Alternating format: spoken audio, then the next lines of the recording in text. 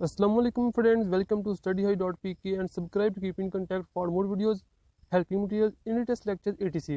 आज हम बहुत ही अहम टॉपिक के ऊपर बात करने जा रहे हैं और तुलबा की काफ़ी क्यूरीज भी थी इसके बारे में, बट मैंने भी ज़रूरी समझा जैसा कि लास्ट 1 मंथ में आपने किस तरह से सिलेबस कवर करना है।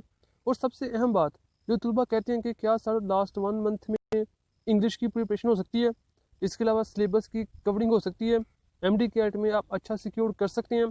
इसके अलावा एक और क्वेश्चन है कि मेरिट के ऊपर इस साल क्या असर होगा, तो इसको भी हम डिस्कस करेंगे कि मेरिट किस तरह से, कौन से फैक्टर मेरिट को इंक्रीज कर सकते हैं और कौन से फैक्टर मेरिट को डिक्रीज कर सकते हैं।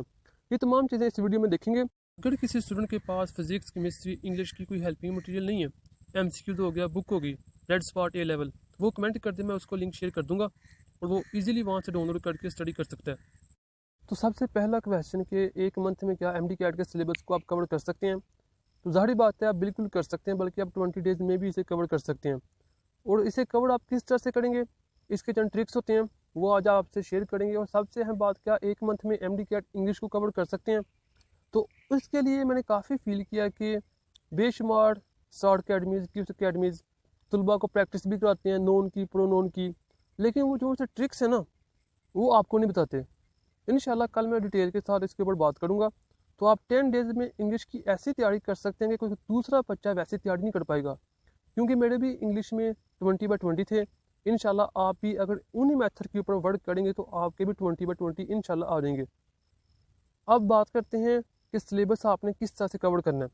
तो सबसे पहले तो आपने जितना भी वेस्ट मटीरियल है वो निकाल लें। यानी आपने देखिए चैप्टर 1 है सेल बायोलॉजी का, उसमें आपने देखा कि आपको राइबोसोम के स्ट्रक्चर, इसके सब यूनिट, उनको जो बाइंडिंग कार्ड है, मैग्नीशियम, इसके अलावा जो ये तमाम चीज़ें आती हैं, लार्जर सब यूनिट, स्मॉलर सब यूनिट, इसको डिस्कवर किसने किया, लाइसोसोम की बात करें, प्राइमरी, सेकेंडरी, ये तमाम चीज़ें आपको पता है। तो जो चीज़ें आपको पता है वो इंशाल्लाह आपको नहीं भूलती करना है।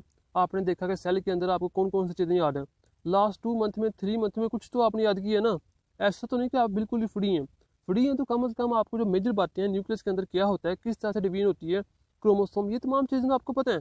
तो जो चीज़ें आपको पता हैं उनके ऊपर आपने ज़रा भी टाइम वेस्ट नहीं करना। अब सेल बायोलॉजी में ऐसी चीज़ें जो आपको आती हैं उनको रिवाइज करने में आपके लगे 5 मिनट। जो चीज़ें आपको नहीं आती, जो आपने न्यू गेट की हैं मेरे लेक्चर से या किसी भी चीज़ से, किसी बुक से, फेडरल से, वो आपने नोट करके अलहदा नोट्स में उनको जगह देनी है और फिर उनको रिवाइज कर लिया तो समझिए आपका सेल बायोलॉजी का चैप्टर क्लियर है। इसके अलावा एक ही चीज़ को रट्टा मारते रहना, ये रट्टा मारते रहना, बार बार मारते रहना, इसका कोई फ़ायदा नहीं। आपने तैयारी करनी है उन MCQs के लिए जो कि UHS ने आपसे पूछने हैं, ना कि UHS ने वो MCQ नहीं देने जो आपने तैयार किए हैं। आपको उनके दिए हुए MCQs के अकॉर्डिंग प्रिपरेशन करनी होगी।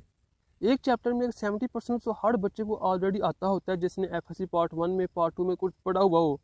उस 70% को आपने एक बार रिवाइज करना है, बस 30 मिनट्स में, 45 मिनट्स में। बाकी जो मिनट्स हैं, 1 घंटा 2 घंटे, आपने उन पॉइंट्स के ऊपर देने जो कि आपको नहीं आते।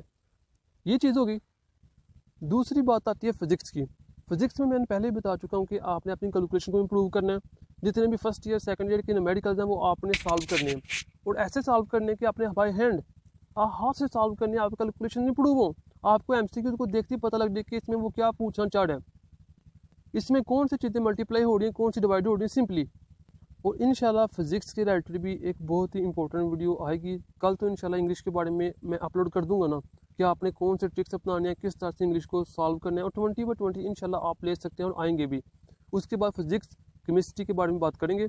लेकिन अभी तक हमने क्या बात की है कि आपने कौन सी 5 गलतियाँ, बबल फिलिंग, इसके अलावा आपने वहाँ जब पहुँचना है तो छोटी मोटी गलतियों से परहेज़ करना है, वो डिस्कस कर चुके हैं। इसके अलावा पेपर को अटैम्प्ट कैसे करना है वो भी डिस्कस कर चुके हैं।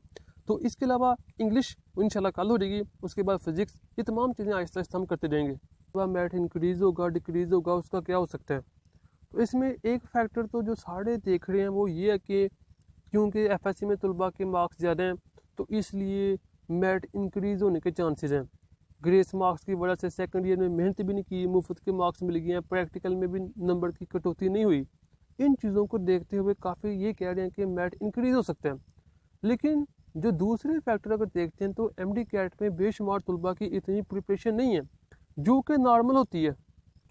इसके अलावा जो उन्होंने FSC को 50% से 40% कर दिया, इसका भी थोड़ा सा बेनिफिट होगा।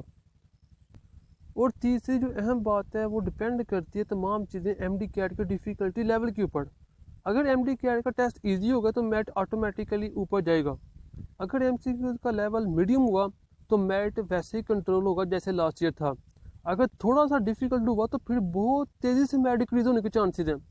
तुलबा के अगरचे मार्क्स जितने मर्जी होते हैं, लेकिन MDCAT में 2, 4, 5 MCQ डिफ़िकल्ट होते हैं, वो बाकी को भी गलत करते हैं। इस तरह से डिफरेंट टाइप्स ऑफ पॉसिबिलिटीज़ हैं। ये तमाम पॉसिबिलिटीज़ डिपेंड करती हैं UHS किस टाइप का MDCAT डालता है। अगर उसमें मेडिकल टाइप 5-10 डाल देते हैं, डिफ़िकल्ट डालते हैं, क्या करते हैं, ये तमाम चीज़ें अब UHS के MDCAT के ऊपर डिपेंड करती हैं।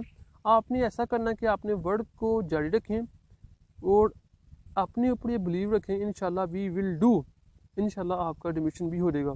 अगर आप ये समझते आप नहीं कर सकते तो वाकई आप नहीं कर सकते, अगरचे आपको सब कुछ आता होता है। So hope you best of luck. Video को लाइक कर दें, चैनल को सब्सक्राइब कर दें। इसी